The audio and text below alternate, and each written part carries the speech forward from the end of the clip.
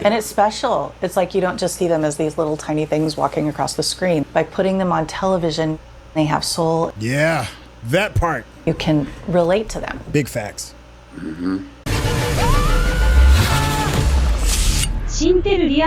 What's going on, it's your boy Syntell with the Intel, and you can already see Rekkai is in the building. What's going on, champion? Hello, Governor. Hey, I'll tell you. Listen, Arcane, Bridging the Rift Part 2. If this is your first time watching with us, don't worry, there's a link in the description so that you can get to Part 1. This is arguably, for me, one of the greatest animated series of all time. And you all, the fans, have been suggesting Bridging the Rift. Rekkai, how'd you feel about that very first episode?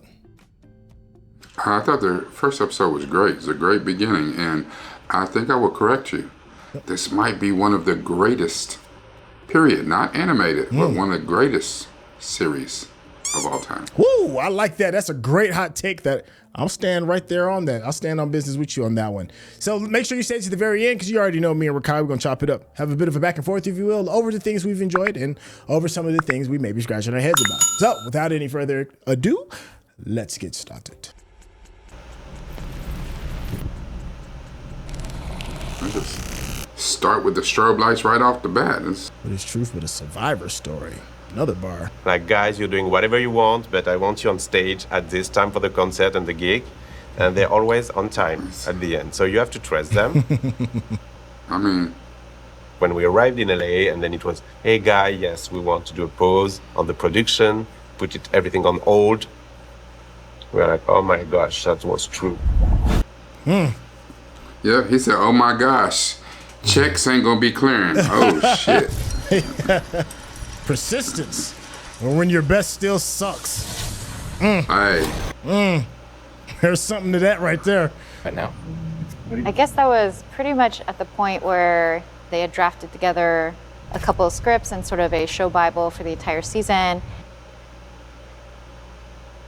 It was such a blow to the team to just feel like, man, we're being told to stop completely and potentially even find different showrunners, different writers for the whole thing. Wow. It was gonna blow the whole thing up. Yourself, you know, to try and make it work and try and figure it out, and like just, I mean, your first thought, of course, is just like, is it dead? Goodness.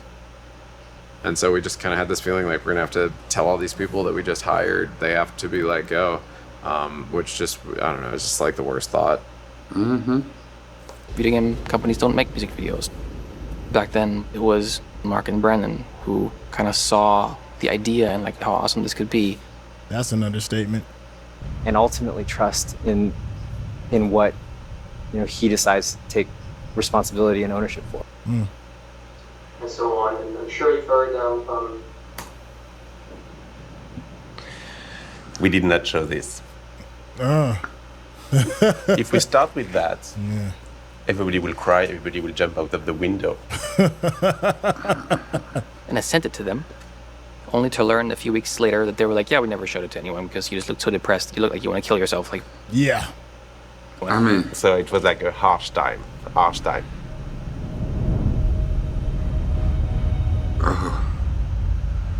feel like your body language says so much. Oh, they did let everybody go. Et d'affirmer un peu plus le style Sometimes those step backs de la série. So, Yeah. This looks like when I see like main characters, you know, doing Fortnite dances. You know what I'm saying? Like this. Why is Darth Maul twerking? Like, what is going on?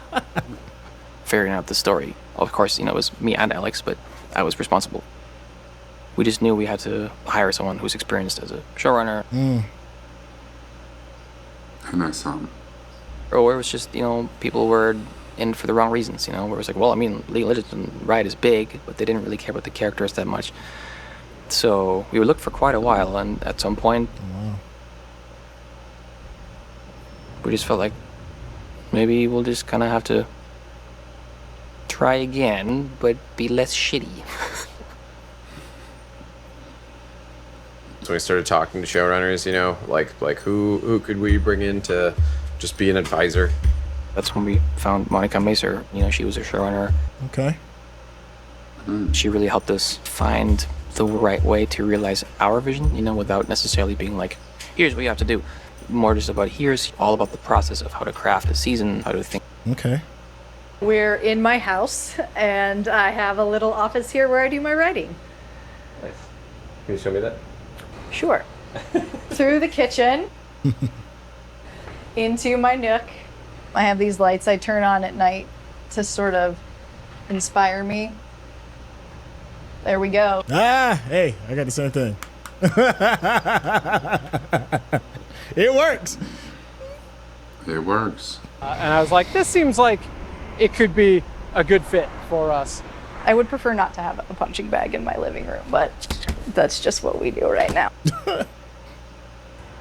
Rotten luck, boys. But there's a fight scene in episode 5 of season 1, which is the episode I wrote. Yeah. And it's a really good scene yeah. too. Yeah. Yeah, her and Savika, they went in. With like a different body type, different, like both like really muscular. They're doing moves that you haven't necessarily seen. That's some WWE stuff. Talking drama scene. Like there has to be a turn, there has to be motivations. You have to learn something new about the character in the fight that you didn't know before. Sound like Jabby. He's a fight coordinator, and he talks about the story of fight scenes all the time. And then of course she's saved by another woman. 3 women in a fight scene. It's fucking dope. So Yeah, that's dope. Yeah. It was very plot heavy, right? It's very focused on kind of like, what's the problem that has to get solved? Who's going to fight who? After kind of working with these writers was sort of like the emotional story for the characters. I'm quite proud of the cold open too, the like whole beginning of the season with the bridge. I loved those, especially in season 2. Season 2s were incredible. These 2 sisters being torn apart.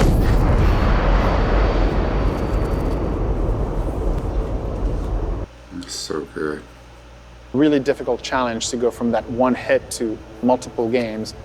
And then there was this little curveball, and by the way, we have this TV show, which probably is going to cost us, a massive 9-digit budget. Risking this. To be completely honest, Niccolo and I were always on like completely opposite spectrums. He's a business person. Yeah. He doesn't really let himself get carried away by like his emotions or like by his own personal attachment to any. It's very important you understand where I'm coming from. And the reason I'm not going to validate you to move to a full season is because I'm going to allow you to move to multiple seasons. Kind of trolled him a bit. He pulled a bit of a prank. And I think he was really pissed at me for this.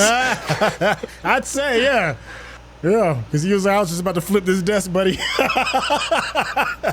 Easy way, but like really this like pursuit of like, hey, this is what we think our audience wants, and it's ambitious and crazy.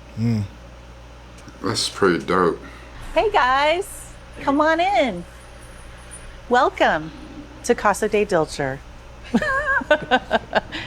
Really? That was Richard? Head of production. Which is kind of cool. Yeah. I remember sitting down, all of the stakeholders, and I think I literally told them, you better not fuck this up. You fuck this up, I'm going to kill you. I was producing by the time I was 24. Wow. That was when I was really young. I worked on Darkwing Duck. That was my very first. Hey, I used to like Darkwing Duck. Very proud of this. Very nice. I know whenever people tell me, they're like, oh my gosh, I watched that as a child. Yeah. I'm like, oh. Now everybody looks at me and they say, we're so glad we have somebody with so much experience on the show, which really equates to old, but it's okay. I can take it. When I first started, wasn't so great. Everyone was like, no pressure or no feeling of like being overwhelmed at times, then you're working on something the world is gonna forget. Wow. Important strategy meeting that answers all the questions of the universe. That was a Rosebud meeting. For Riot and beyond. The Rosebud meeting. Tough, as long as you just kind of believe in the team and have the right dream together. Just trying to get everybody together and get to know each individual on the team as a person. This is a French studio and there's no wine, but you have... I know, it seems like blasphemy. Right? Beer team and the wine team. He got a beer team and a wine team. And that's part of building some friends trust. drinking And then you IPAs. can start to actually solve the problems. No, that seems about right. Dig deep. That's what you got to do. You know, drinking an IPA is about being snooty. So this is our production schedule in March of 2020. That's when this. I did. And then it goes all the way through the last episode. Because this is the first series Riot's ever done. Getting figured out and developed as we go along. So it's taking a little bit longer than it typically would. That's crazy. Than any other show on television. Let's take our time and do it right. And if it takes us a little bit longer to get those scripts done, that's what we do. Okay. You just gave everybody nukes. Congratulations, you fucked up, right? This is the thing that's always been a little fuzzy to me, is just kind of how we end this episode with the Victor Singe thing. Yeah. And to kind of like take the IP that's there from the games and turn it into something really awesome for television is a challenge. I can only imagine. You're going to spend more money than most people to get it there, but they're doing it because they love the players and they want the players to be happy. And it's special. It's like you don't just see them as these little tiny things walking across the screen. By putting them on television, they have soul. Yeah, that part. You can relate to them. Big facts.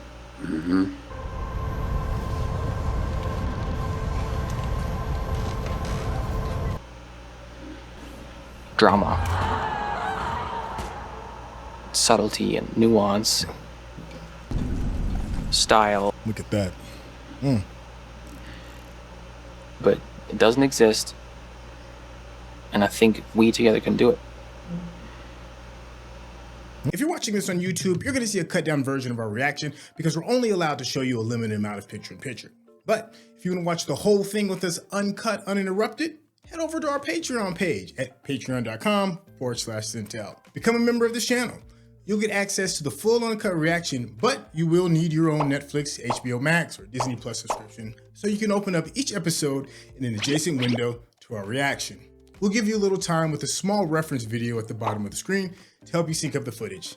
And it'll be like you're watching it with your favorite pals from the internet. To me, I took from it kind of like you're building the heart, right? You know, you've got this cool thing in your mind, but there's a difference between like mental art and art that comes from your spirit. And so you can have this great idea, this great concept, but unless you've got somebody that's actually walked that path, writers are brilliant in bringing emotion to things that you would kind of like walk past. There's a reason why, Pixar can take a bunch of kids' toys and then turn it into like one of the more brilliant animated movies ever created because of finding the emotion in the heart. And you're doing this thing. There was a quote that they said, and I'm paraphrasing, something to the effect of, you see these small little characters on this screen, and how are you going to breathe life into that? And if you were to ask me, not knowing anything about the game, I would have assumed that the show was so good it beget the game. It took this emotional thing and then went small and then made this game. But instead, it was like the other way around. You took these smaller characters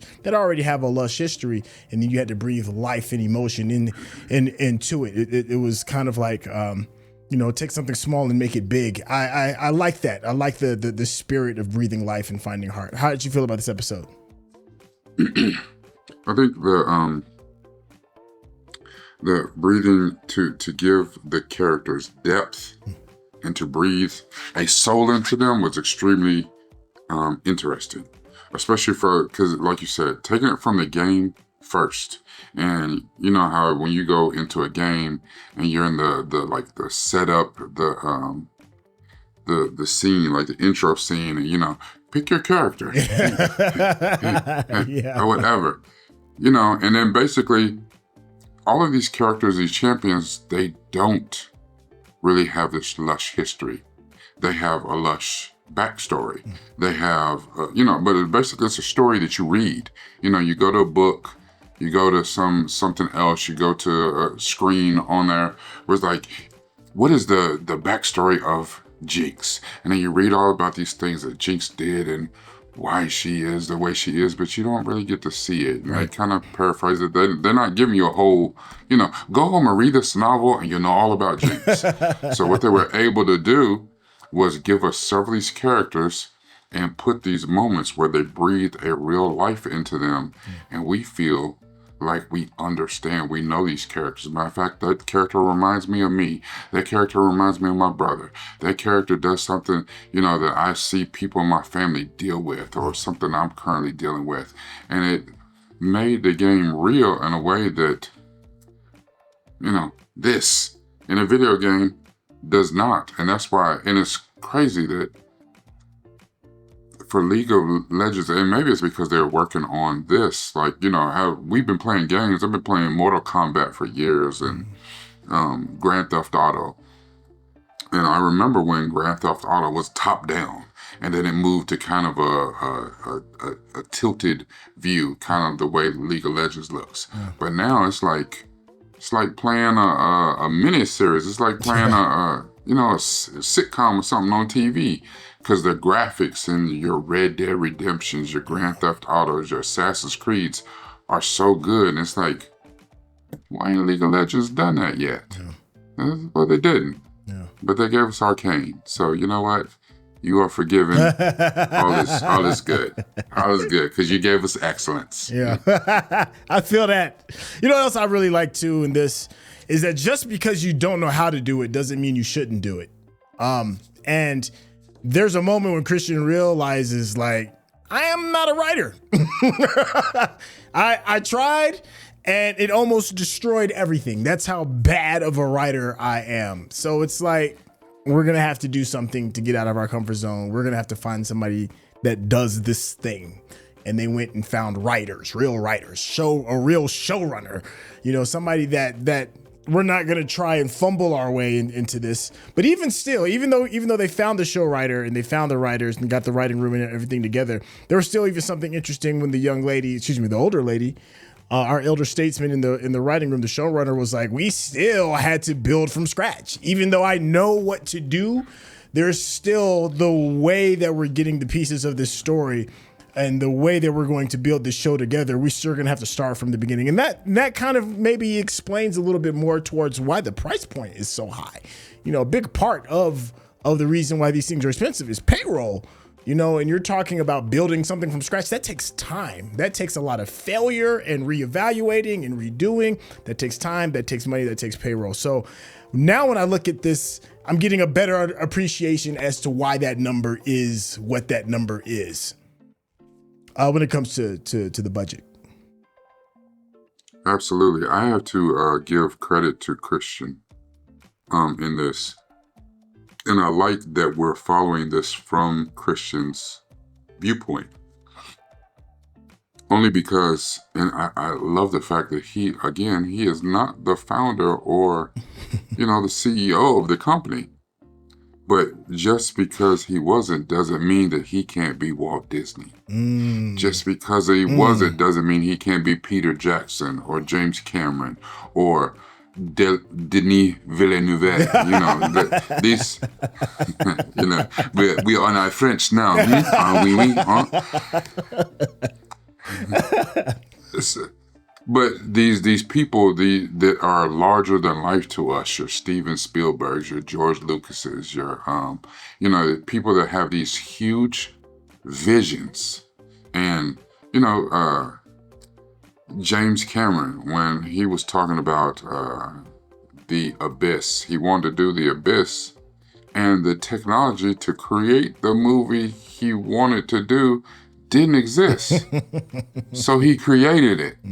He waited to do Avatar because the technology he wanted to do Avatar didn't exist yet. So he had to wait until technology had caught up with what was going on in his head. You know how just special that is? Like George Lucas, he took the conventional stuff that was available at the time, but created new methods and new ways to do things to give us a completely new look. And and a lot of the other luminaries that I mentioned are like that. Christian, with this team that they put together at Riot and Fortiche, have done exactly the same thing for us. And I like the fact that he had enough wherewithal that not only him, But they did a lot of that. You know, they brought in a new CEO of the company who started to think, okay, we have to think multiple games, multiple productions, now we're spanning TV and games. They had to bring in somebody who knew how to span that world. They had to bring in a producer. They had to bring in a writer. They had to bring in the necessary people. Listen, if you want the vision to keep going, you have to bring people in to understand and buy into your vision. But then not only that, not just people who are yes people and will fall in line and work on whatever you say. Yes, I believe in you, Christian. Let's do it. No, you have to bring in some other people. It's like, nope, I'm firing myself. And I'm going to bring in this person because they can advance the vision. And the vision, this product, this way we're working on is so important. It's more important than my own damn ego. And a lot of people cannot get past that. Yes, I hear that. Big facts. I think that's a good place to kind of like stick a fork in this. This is episode 2, and it's great to kind of like look behind the curtain to see how this goes down. You see like these things. There was a show that just came out a couple of years ago, and it talked about the behind the scenes on how The Godfather was made. I can't think of the name of it off the top of my head. It was a brilliant show. It was like it was a series based off of the making of The Godfather.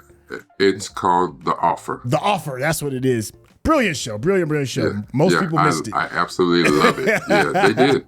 They did. And I was like, why haven't more people seen this? This is fantastic. And I kind of feel this way about this, even though that show was scripted. This is more documentary style. But you know when you see a work of brilliance or a masterpiece per se, there had to be some hurdles. And this is doing an interesting and engaging way to kind of go through this. Listen, engagement is the key word. And if you want to be engaged on the inner workings of some of this content that we have been enjoying, you need to do yourself a favor and head over to Rekkai's YouTube channel so you can get engagement on 1,000. Rekkai, can you tell the people how they get in contact with you? Absolutely. I do. I try to engage. I try to interact. I try to get you involved. Every night I thought about it. You know how they said that they didn't play that video that he made because his body language said that was depressing. You know what I'm saying? Nobody want to see that. You was sad. I was just thinking about some of the videos, some of the deep dives I've made. I was like, ooh, I might need to pull that down because I don't think I was in the right headspace when I made that. It happens. But if you want to see what I have to offer, come to patreon.com or youtube.com/NoopFromTheVille, NUPEFROMDAVILLE. If I said it too fast, don't worry, it's in the description. Whenever you're making something, whenever you're thinking about something, always use this. But most importantly, you have to use this. Thank you, Chef. Thank you, Chef. Hey, thank you all so much for hanging out with us. Quick question for all of you in the chat. For those that are creatives, how is this moving you? For those that are just casual fans of the show, are you enjoying what this YouTube video is bringing? Of course, by all means, huge, massive shout outs to League of Legends. Thank you so much for allowing us to react to your content. There's a link in the description that you can hit directly to their YouTube page as well. Hit that subscription button and then show them love because they showed us love. Hey, thank y'all for this, and we'll catch you in the next episode. All right, y'all. Take care.